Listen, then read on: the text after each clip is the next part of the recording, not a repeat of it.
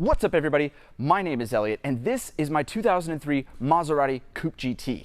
This is the car that Tavarish drove on Car Trek Season 2, but now it's my car. Pretty soon we're going to be calling this the Elliott Alvis Maserati, but we'll give that some time. Anyway, this car needs a lot of things. It needs a lot of parts, and parts for a Maserati are not very cheap. To start off the list, this thing needs a new clutch at a cost of around $3,000 to $5,000.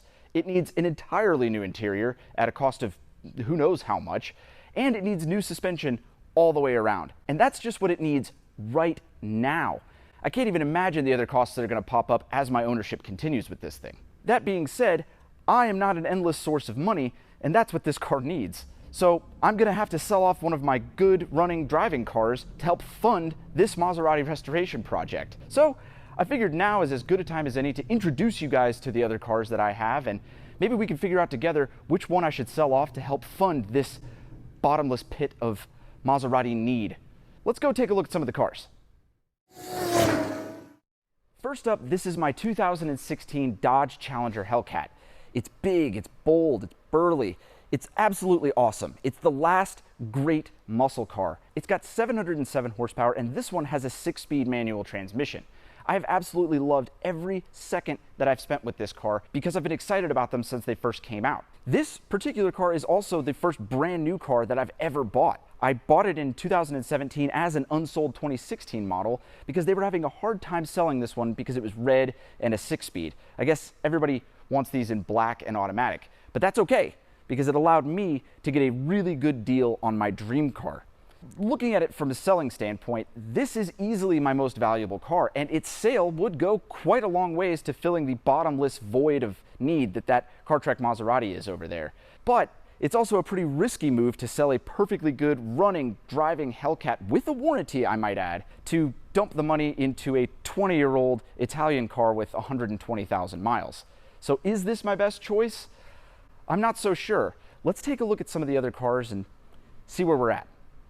And just like that, the Hellcat has transformed into one of my other cars, the 2008 Toyota Prius. Now, I absolutely love this car. It's my daily driver, and it's what revamped this whole YouTube channel. You might think it's pretty weird that a guy with a Hellcat and a Maserati is getting so stoked up about a car like a Toyota Prius, but I just love this thing. And believe it or not, it's not about the gas mileage either. I love that Toyota was able to take so much technology and put it into such a simple and reliable package that was able to be mass produced and sold everywhere. This car is easy to drive. It's actually quite fun to drive if you like watching the center display show you what the hybrid synergy drive is doing with all the little arrows.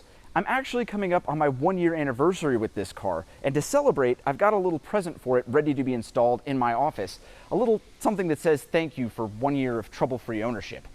As far as selling it goes, it is my daily driver, and with over 200,000 miles on the clock, I honestly don't think it'll be worth that much.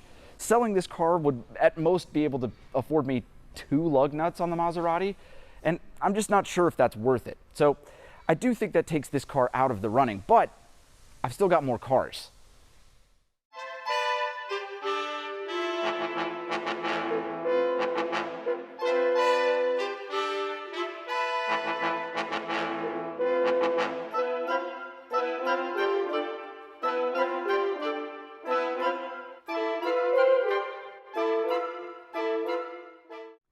This is my 1992 Chevrolet Corvette, and as you guys just saw, I've let it get a little bit neglected over the last few years.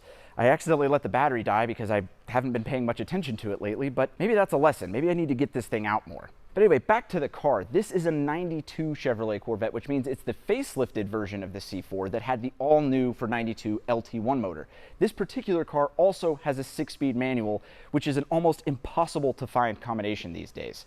But more importantly than the tech specs of this car is the sentimental value this thing has to me. I bought this car when I was just 16 years old. It's basically my first car. And when I first got it, it wasn't even this color. It was actually this kind of a ratty purple because the clear coat was all failing and nasty.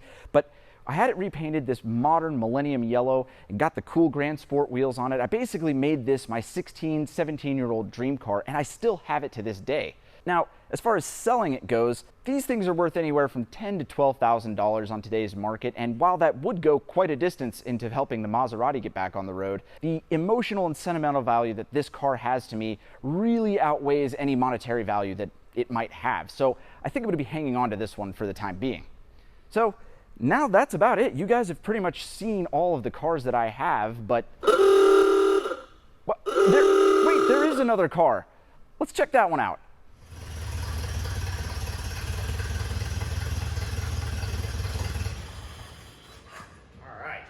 All right, guys, this is a car you have not seen on the channel yet. This is a 1929 Model A Ford, and this is as basic as it gets. This is the car that headed the way into the first Great Depression, and with the current economic times, it's likely that it's gonna see another depression in its lifetime. This is a basic economy car, but with a twist. This one has no roof and no windows. This is a car that probably would have been owned by somebody who is wealthy enough to have another car to drive on bad weather days. Powering this Model A Ford is a 4-cylinder flathead motor making about 40 horsepower. As you can hear it click, click, clicking along, it just makes the coolest noises from start to finish. And it's got everything you need. It's got a windshield, it's got 2 spare tires, it's got basic instrumentation, and a rumble seat. What more can you ask for from a 100-year-old car? Now, as far as selling this goes, I'm actually not entirely sure what this is worth, but beyond that, I think it would be an automotive sin to sell an actual piece of automotive history to help fund the kind of a disaster piece of an Italian car. But this sure is a cool car to have in the collection, and driving this really puts the improvements we've made in modern cars into perspective. This thing is awesome. So there you have it, guys. That was a fleet update of all of my cars. It's an eclectic collection, but I love each one of them for different reasons. Unfortunately, one of them needs to go in order to help keep this Maserati on the road. Now, which one should it be? Which one would you choose? Let me know in the comments below. As always, my name is Elliott. Be sure to like, comment, share, subscribe, do all the other normal YouTube stuff, and I will see you on the next video.